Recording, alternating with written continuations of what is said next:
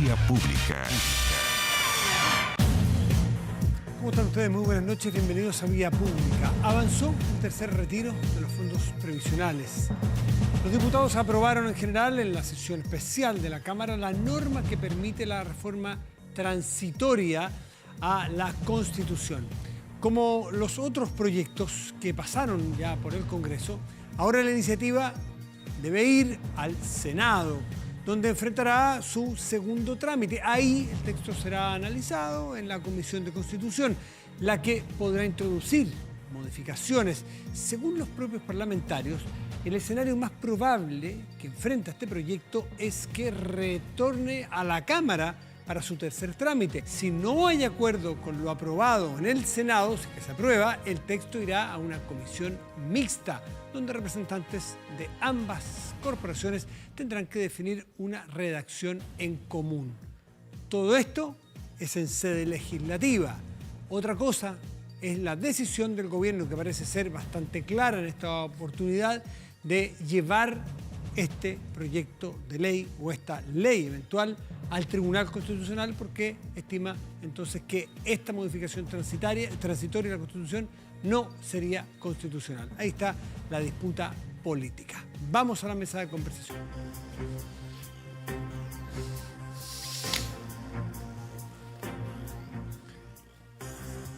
El tercer retiro parece ser, salvo que el Tribunal Constitucional diga algo distinto, que no está del todo claro, porque a lo mejor la composición del tribunal no va a ser exactamente la misma que la pudo ver antes o que la vio antes, por razones más bien domésticas del Tribunal Constitucional que no viene al caso explicar en este momento, pero parece ser un hecho, ¿cierto? Parece muy encaminada. Incluso hay algunos que se sorprenden de que todavía no haya nadie que haya anunciado el cuarto retiro. Pepe Out, muy buenas noches, ¿cómo estás? ¿Está Pepe Out ahí? Hola, Pepe. ¿Me escuchas, Pepe? Sí, te escucho perfectamente. Tú que conoces tan bien la cancha, ya sé que eres futbolero, así que esos términos los entiendes. Conoces tan bien la cancha y conoces las áreas, el área chica. ¿A ti te sorprendería que alguien saliera con un anuncio de cuarto retiro? No, para nada. Más bien me sorprendería que no hubiera un cuarto retiro a propósito de la campaña de la próxima elección presidencial y parlamentaria del 21 de noviembre. O sea, tú le atribuyes relación directa a la elección esta aprobación, no necesariamente o no solamente un apoyo a las personas. Bueno, está la proximidad de la evaluación ciudadana, sin duda. Eso hace que una política pública que es evaluada por todos, incluso explícitamente en sus discursos, como una mala política pública, porque no apunta justamente a los que están más afectados por la crisis, que son los que o bien ya gastaron o su trabajo es informal y nunca cotizaron. Por otro lado, hasta el año pasado estábamos hablando de aumentar el ahorro y resulta que ahora lo estamos vaciando progresivamente. Ya van, si se aprueba este tercer retiro, vamos a llegar a 50.000 millones de dólares retirados. Son 50.000 millones de dólares que habrá que compensar durante varios años para comenzar a estar en la situación que estábamos antes del primer retiro, que ya era una situación mala desde el punto de vista del objetivo nacional de conseguir pensiones dignas.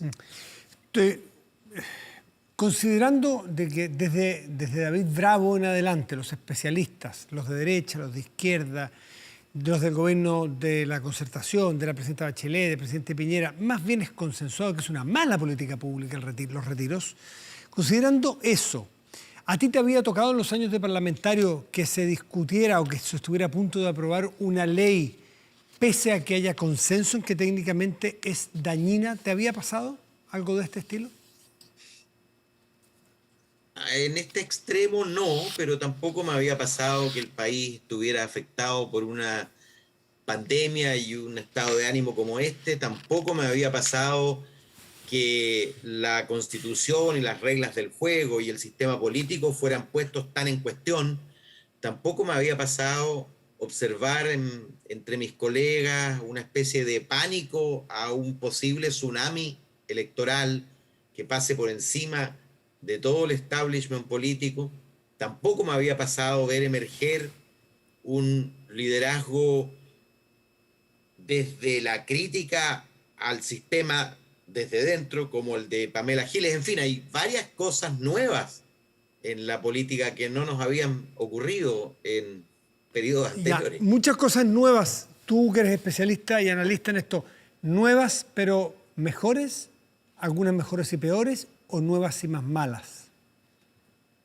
Bueno, Para el grosor y para el espesor democrático institucional que requiere un país. yo sinceramente pienso que el estallido y la reacción que genera fue positiva y va a ser leída positivamente en el futuro, porque vamos a tener una nueva constitución, porque probablemente a partir de esa nueva constitución se constituya un nuevo pacto social, porque la respuesta de la democracia va a ser, me imagino yo, profundizar la democracia y no regresar o revertirla. Pero claro, la pandemia nos va a dejar una crisis, nos va a haber hecho vivir un periodo muy complejo que por supuesto ha alterado no espirituales. Pepe Out, leí una columna hoy y lamentablemente no recuerdo de quién, me encantaría citarlo porque por derecho de autor, que decía que hay políticos que hoy día, respecto del retiro del 10%, que con platas de los ahorros privados de las personas están pagando sus campañas políticas porque están apareciendo como simpáticos, populares, el costo lo pagan quienes sacan plata de sus propios ahorros individuales y ellos entonces quedan mejor posicionados para una siguiente elección. Y tú ayer en una entrevista que te hice en Radio Duna hablaste algo así como de cohecho también en este caso. ¿Por qué no nos explicas? Cohecho institucionalizado, en el sentido de que claro, y al revés, yo no sé si probablemente muchos televidentes no saben lo que era el cohecho, pero hubo una época en que cada candidato o cada partido tenía una cédula de un color determinado y por lo tanto alguien solía pasarle un zapato, el zapato izquierdo cuando entraba con el papel a la urna y el zapato derecho luego de haber votado, ¿ah? O la mitad de un billete, en fin, había muchas técnicas que terminaron con la cédula única, porque allí estaban todos los candidatos, entonces el pagador ya no podía saber por quién había votado la persona que había recibido ese recurso. ¿Ah? Porque yo recuerdo la primera ley que aprobamos del presidente Piñera fue un bono comprometido en campaña. Y fíjate que al segundo día de abrirse el periodo legislativo, lo que estábamos haciendo era aprobar el compromiso de campaña de un bono hecho en campaña, es decir, si yo gano, voy a entregarle un bono.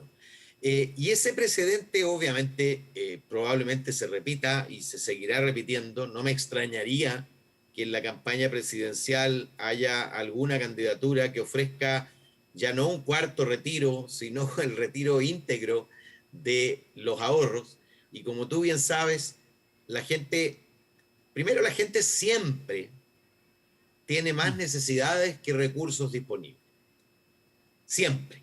Sí, y los segundo, son escasos. Siempre preferirá más dinero en el bolsillo que dinero para gastos futuros, hipotéticos, en 20 o 30 o 10 años más. Ya, pero perdón, Pedro, por eso es que todos los sistemas de pensiones de reparto, capitalización individual, mixto, como fuera, todos son obligatorios, porque nos sacan una parte actual para que la usemos cuando estemos en retiro, ¿no es cierto?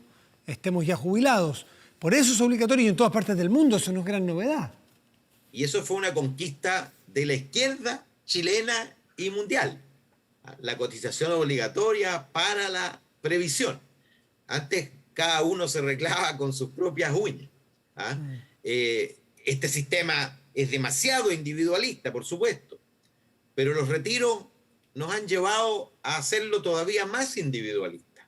Fíjate que esta sensación de que el ahorro es exclusivamente mío y lo tengo que poder usar cuando yo lo necesite y cuando yo lo quiera, es algo que está metiéndose, gracias además, paradojalmente impulsado por mis propios compañeros en la izquierda.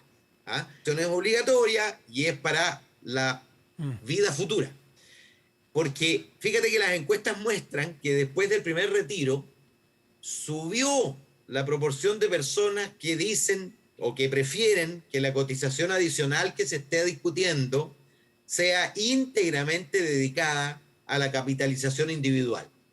Cuando todos los técnicos, incluido la Comisión Bravo, y yo soy entusiasta partidario de eso, dicen que es necesario también un ahorro colectivo, que es necesario también un componente de solidaridad intergeneracional, es decir, que con tu cotización se complementen las pensiones actuales de los adultos mayores. Claro. En fin, todo eso, creo yo, va a retroceder como posibilidad. Primero porque habrá menos recursos y segundo porque la gente habrá asumido que sus ahorros son íntegramente suyos y para disponer de ellos cuando se defina. Porque hoy día es la pandemia, pero suponte mañana una nueva crisis asiática o un desempleo de 2 dígitos. Las crisis vienen. Misma razón, misma disposición. Y por lo tanto, si esto continúa, estamos condenados al vaciamiento del ahorro previsional. ¿Cómo lo ves tú en el Tribunal Constitucional si es que el gobierno termina llevando esta ley?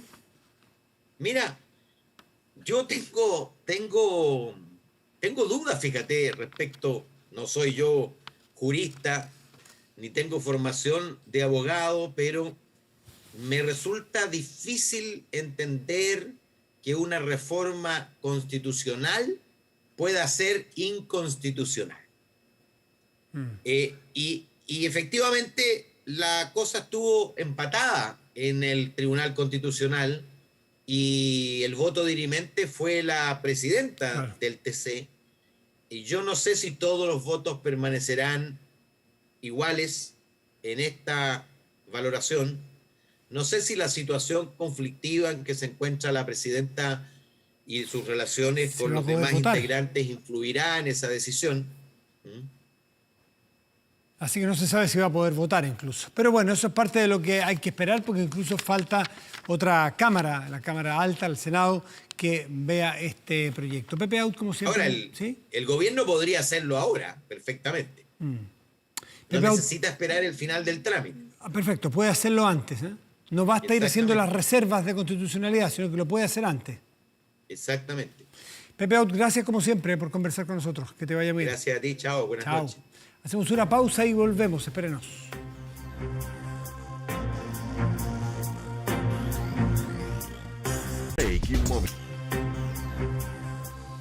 Estamos de vuelta en vía pública y vamos a tomar un contacto internacional gracias a la tecnología.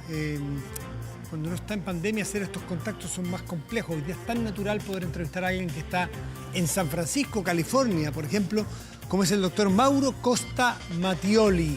Es neurocientífico, es uruguayo, doctor en virología molecular en la Universidad de Nantes, magíster en la Universidad de Pierre y Marie Curie. O sea, no voy a perder tiempo en su currículum. Él va a dar una charla el 18 de abril en el puerto de Ideas de Antofagasta y no queremos perder tiempo para conversar con esta eminencia de las ciencias. Muy buenas noches, gracias Mauro por recibirnos. Hola Matías, gracias por tenerme, encantado. Muchísimas gracias. Y bueno, por lo que estuve viendo, la verdad es que uno se prepara para las entrevistas, pero hay límites sobre estos temas tan específicos, lo cual tú llevas 20 años estudiando. Más bien es que escucharte a ti. Pero tú haces lo interesante que tú vienes a plantearnos un asunto del cual todo por entender y todo por aprender, que es una conexión de alguna bacteria, algún tipo de bacteria intestinal con lo que ocurre con nuestro cerebro y los problemas que nuestro cerebro plantea, como los Alzheimer, la memoria y un montón de cosas de las cuales somos testigos que empiezan a afectar. ¿Cómo llegaste a eso y cuál es ese descubrimiento que has hecho? Bueno, en realidad fue algo fortuito, algo que no estábamos esperando. esa conexión entre el cerebro y el intestino es milenaria, ocurre en animales que han emergido alrededor de 500 millones de años atrás. Y en nuestro caso hemos encontrado que existe una bacteria que determina si el animal tiene un comportamiento social o no. Y bueno, como te decía, no estábamos esperando esto, pero ha sido un descubrimiento que ha abierto una puerta, una posibilidad para regular el cerebro de una manera que antes, de hecho, no conocíamos. Regular el cerebro es, por ejemplo, poner, sacar, eliminar, tratar a esa bacteria para que el cerebro tenga un determinado comportamiento o pase una determinada algo en ese comportamiento. Por ejemplo, explícanos si es a esa manipulación, por así decirlo, te refieres. Para ser específico, te cuento, Matías. Lo que hace la bacteria es induce una molécula en el intestino. Esa molécula tiene un receptor en un nervio que se llama el nervio vago, pero que no es tan vago, pero de hecho lo que hace es conectar el intestino con el cerebro. Cuando activa ese nervio activa una región del cerebro que sensa placer. Y cuando los animales están interaccionando, especialmente aquellos, yo siempre digo, aquellos de origen latino, interaccionar nos da placer, hace que esas neuronas en el cerebro se activen de la misma manera que se activan cuando te dan un aumento de salario o cuando tenés sexo o cuando tomás un vaso de vino, etc. Y en ratones que tienen problemas sociales, que son similares a aquellos que ocurren en pacientes que tienen autismo, esa interacción no hace que esas neuronas se activen. Pero si nosotros ponemos la bacteria es capaz de activar ese circuito específico y hacer ahora que el comportamiento sea placentero, perfecto, de alguna manera. Claro, entonces los comportamientos sociales se pueden alterar poniendo esta bacteria cuando la ausencia produce lo contrario. Dime una cosa, suena fácil decir poner una bacteria. ¿Cómo se hace? ¿Es posible? ¿Ya se ha llegado a determinar cómo hacerlo? ¿O solamente ustedes han descubierto la conexión de una cosa con la otra? ¿Y en qué momento se puede poner? ¿Cómo se puede añadir? A ver, explícanos. Bueno, esa parte no sería tan compleja. Lo que sí es sorprendente, si hubiéramos tenido esta charla quizás hace 10 años atrás, sería prácticamente una utopía pensar que una bacteria en el intestino es capaz de modular el comportamiento de un animal.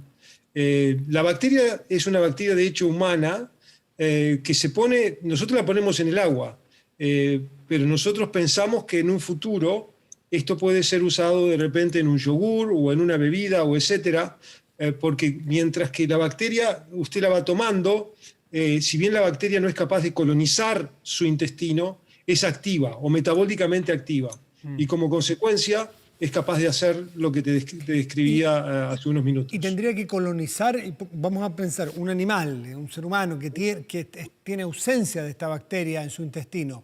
Ustedes le ponen un tratamiento con yogur, por ejemplo. ¿Tiene que ser durante un tiempo para que colonice y tenga la suficiente cantidad de bacterias para que produzca el cambio?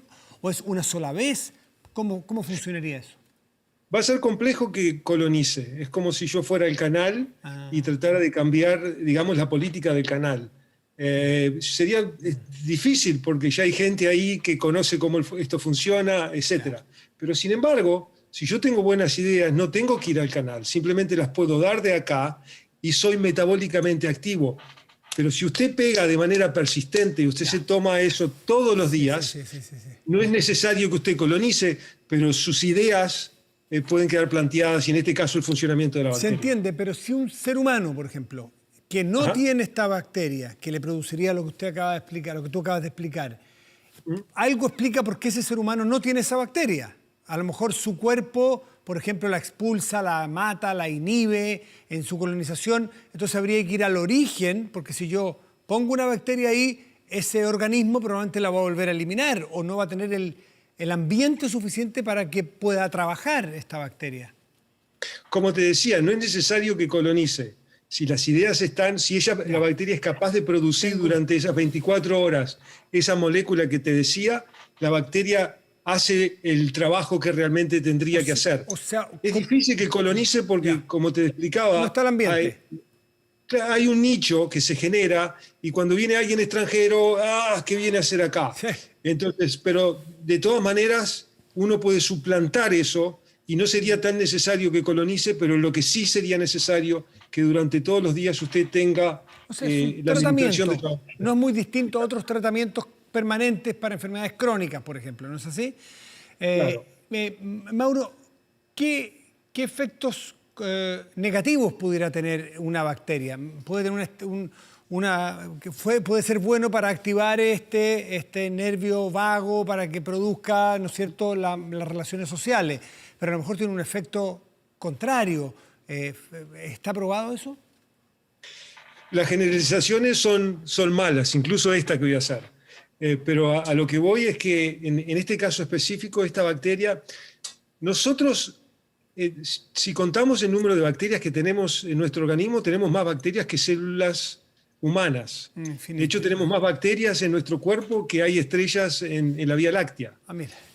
Y somos lo que se llama, o lo que se define como holobiontes. Somos una combinación de estas bacterias y nuestro organismo. Entonces esas bacterias han vivido con nosotros desde el momento que nacemos hasta que morimos, y una de las ventajas principales que tienen es que la toxicidad que puede estar asociada con dar una bacteria que tú tenés y que yo tengo en mi intestino es muy baja. Pero cuando usted trata con cualquier otra droga, por ejemplo para tratar el cerebro, la posibilidad de tener un efecto secundario es bastante alta. No puedo generalizar para todo tipo de bacterias, pero en este caso de bacterias ya se ha dado esta bacteria, o una prima de esta bacteria, para ser sincero, a niños que tienen entre 1 y 3 años. Y no hay absolutamente hasta ahora ningún efecto negativo que uno pueda detectar. Mauro, dime tú, ya se le ha dado, ya se le ha administrado a niños de 1 o 3 años. Son niños que tenían, por ejemplo, algún trastorno social y los cambios son evidentes, como puede ser, voy a simplificar, como una jaqueca que yo tome un paracetamol, o sea, que me la tomo y se me quita el dolor de cabeza. Si tú le das esta bacteria a un niño en un tratamiento permanente, ¿supera los problemas sociales que tiene en su cerebro? Piano, piano, va lontano. Yo creo, en este momento el estudio se está haciendo en Italia. Lo que sí sabemos que no hay toxicidad. Tengo alguna idea de cómo los resultados van, pero el estudio se está haciendo, y se está haciendo específicamente, Matías, lo que estabas aludiendo. Estos son niños entre 6 y 6 años que tienen el trastorno autista. Uno de los síntomas que definen el trastorno es la deficiencia en el contacto social. Y de hecho se hizo todo este tratamiento durante la pandemia, que no es ideal, pero los resultados van a estar prontos afuera. Entonces cambia un poco quizás la manera de pensar de cómo tratar una enfermedad del cerebro, que hasta ahora estaba focalizada en modificar el cerebro. Y ahora se abre una ventana para usar este mecanismo que te comentaba, intestino-cerebro, de una manera que yo creo que es no precedente. Mauro, hablamos de trastorno espectro autista, pero ¿qué otros problemas de cerebro de índole social, que le hemos llamado a esa familia de problemas, puede atacar una bacteria? Atacar me parece negativo. ¿Puede beneficiar un tratamiento como este? ¿Alzheimer, memoria, autismo, otro espectro autista? ¿Qué otros? Yo creo que no todas las respuestas pueden estar en esa conexión. Lo que nuestra bacteria hace específicamente y solamente hace es regular el comportamiento social. Sin embargo, otros colegas de Irlanda, otros colegas de Los Ángeles, han encontrado, modificando el intestino, son capaces, por ejemplo, de recuperar la neurodegeneración que está asociada al Parkinson. Otros han encontrado que cambiando los microbios que tenemos en nuestro intestino, déjame hacer un paréntesis, todo esto que te estoy contando es en animales, en modelos de animales. Otros han encontrado que, por ejemplo, la depresión, si yo tuviera una lupa y mirara tu intestino delgado y tu intestino grueso, en función de su contractibilidad, yo sería capaz de determinar si estás ansioso, si estás enojado o si tenés depresión. Entonces, de hecho, la depresión es otro de los comportamientos que a priori podría ser modificado mediante estas bacterias. Mauro, yo he escuchado 1000 veces, y creo que hay cierta evidencia que es así, que uno es, o el ser humano es lo que come. Las alergias están ahí, ¿no es cierto? Y cuando tú me hablas de que esta es una bacteria que se aloja en el intestino, también tiene una relación directa, y es allí donde está, por ejemplo, nuestro sistema digestivo. Por lo tanto, es inevitable preguntar si es que yo pudiera entrar a modificar lo que como, ya no solo una bacteria, para también modificar algunos problemas o solucionar algunos otros problemas de salud. ¿Tiene que ver algo familiar el tema o no? Naturalmente, Matías. Si nosotros pudiéramos determinar cuáles son las bacterias buenas y cuáles son las bacterias malas, uno podría seleccionar comidas que hacen que las bacterias buenas estén presentes en lo que se llama evolución positiva o selección positiva. Y podríamos hacer lo opuesto también. Podríamos generar comidas que eliminen las bacterias que son malas. Entonces, existe esa esperanza de lo que se llama comidas terapéuticas o food therapeutics, que uno podría usar en el futuro una vez tengamos un entendimiento de cuáles son los microorganismos que son capaces de regular ese tipo de conductas. Quiero aprovechar el tiempo, porque no me quedan un minuto y miles de preguntas de sentido común. Y tratar de interpretar a la gente en su casa, porque es bien fascinante el tema. Las bacterias que son, tú hablaste de las bacterias buenas y las malas, ¿eso es objetivo o las que son buenas para mí pueden ser malas para ti? Bueno, hay bacterias, por ejemplo, que causan cólicos y son malas, digamos, para todos. Sí, sí. Y creo que la mayoría de los chicos o quienes están escuchando vienen de la época de Pasteur, o sea, no quienes estuvieron en la época de Pasteur, pero nos han enseñado que tenemos que usar antibióticos para matar todas estas bacterias. Ahora, lo que tenemos que pensar es que quizás no tendríamos que hacer eso, tendríamos que mantener algunas de esas bacterias, porque esas bacterias tienen un efecto beneficioso en la fisiología de nuestro organismo, en nuestro comportamiento, y sepan también que están asociados a como una droga o por ejemplo, un agente quimioterapéutico se metaboliza, están asociadas al cáncer, a la obesidad, no solamente a cómo, digamos, el cerebro puede estar regulado. Mauro, y por último, la asociación bacteria, intestino, nervio vago, cerebro, comportamiento social. Si eso se prueba, todo lo que hemos hablado se prueba, se atestigua, se publica, abre una puerta también a pensar que haya otras bacterias en otra parte del organismo que también puedan modificar otras cosas del cerebro, no solamente la de los placeres que hablaste tú o de las relaciones sociales, sino que otros sectores del cerebro. ¿Eso es posible? Todo, o sea, para ser preciso, eso se probó, eso lo hemos probado, eso existe, eso lo hemos demostrado, y lo bueno de todo esto es que hay colegas en otros lugares del mundo que han agarrado la misma bacteria y han encontrado exactamente la misma respuesta que nosotros encontramos. Entonces eso sí existe. Entonces es un poco como los investigadores somos a veces como niños que llegamos a una casa de juguetes y hay una cantidad de juguetes. Te decía que hay trillones de bacterias y solamente conocemos lo que hacen quizás 10 o 20 o 30 y ni siquiera conocemos bien lo que hacen. Entonces sí, Matías, se abre la esperanza de que podamos usar diferentes bacterias para poder quizás tratar diferentes comportamientos. Un problema de memoria, un problema social. Y como te digo, el hecho de que eso no tenga ningún efecto negativo y no sea tan invasivo como, por ejemplo, poner un electrodo en la cabeza de alguien, yo creo que abre una ventana que antes no existía. Es un campo nuevo, espero que la gente pueda entender que recién estamos empezando, pero bueno, es donde se abre una ventana de la esperanza para muchas de las personas que están sufriendo de algunas de estas enfermedades. Es futuro, pero tampoco tan lejano, Mauro, ¿no? No estamos hablando de 100 años más, sino que hoy día la ciencia anda así, ya lo probaron las vacunas, andan muy rápido. Si yo te pudiera decir cuándo esto funciona, me transformaría en político. Entonces, lo que creo que hay que tomarse su tiempo y muchas veces somos agricultores que plantamos, pero plantamos para el mañana, sin saber lo que plantamos y sin saber muchas veces cuándo es el mañana. Entonces, puede ser en 2 días, puede ser en 2 años. La ciencia viene con muchas sorpresas Pero bueno, Mauro, hay que en tu esperar. equipo, ¿tú fuiste el que descubriste en la relación de esta bacteria con lo que me has señalado? Sí. Entonces no vas a ser un político, sino que vas a ser un premio Nobel, probablemente. Si es que se prueba.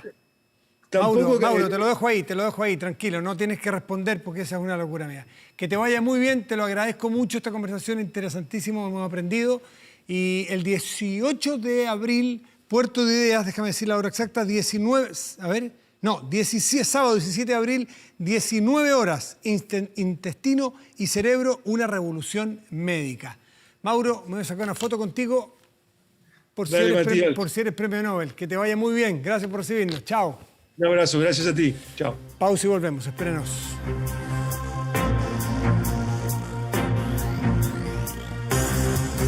El botón de... Y revisamos.